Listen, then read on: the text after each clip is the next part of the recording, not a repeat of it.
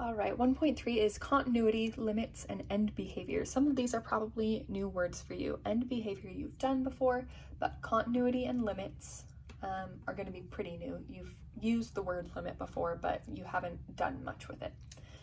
So, a continuous function is a function you can draw without lifting up your pencil. So like that continuous function. Just goes on forever and ever. It doesn't have any gaps in it. It doesn't have any jumps in it. It doesn't have any like weird sideways diagonal asymptotes in it. You can just draw it.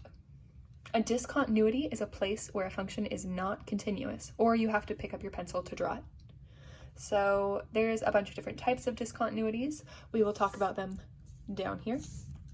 But first, we're going to talk about the limit at a point. A limit at a point is, as we approach a point from the right and from the left, the limit is the y value we end up at. So I'm going to draw a picture here. It's going to look like that. I'm going to say right here is 5. I'm going to say right here is 4. Okay, so as I approach 5, let me rewind for a second. If I want to find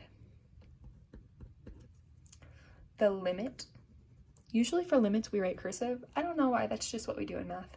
So the limit as x approaches 5 of f of x. That means for this function, as we approach 5 from the right and from the left, our answer is the y value we end up at.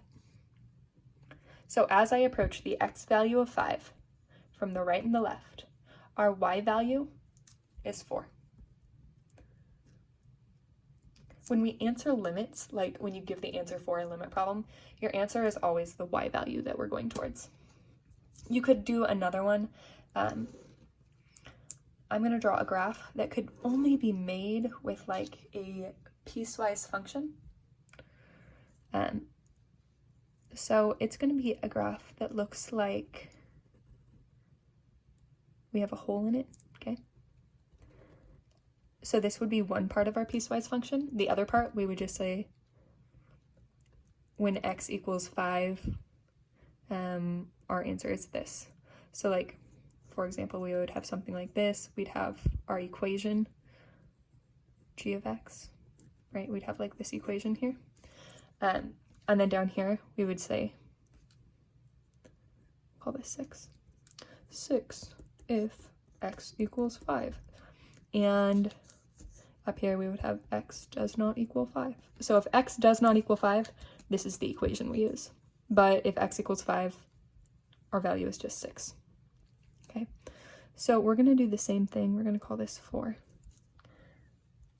So this is very similar to our last one. Everything's the same except for we have a hole in the graph and a point up here.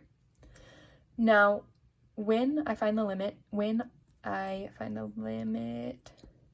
of g of x as x approaches 5, notice that as I get closer and closer to an x value of 5, my y value gets closer and closer to 4. So the limit here is 4. Even though there's a hole in the graph at 4, even though there's a hole in the graph over here when my x value is 5, and it's defined elsewhere, the limit is still what it looks like our answer should be. So the limit is always, as I come from the right and the left, what it looks like my answer should be.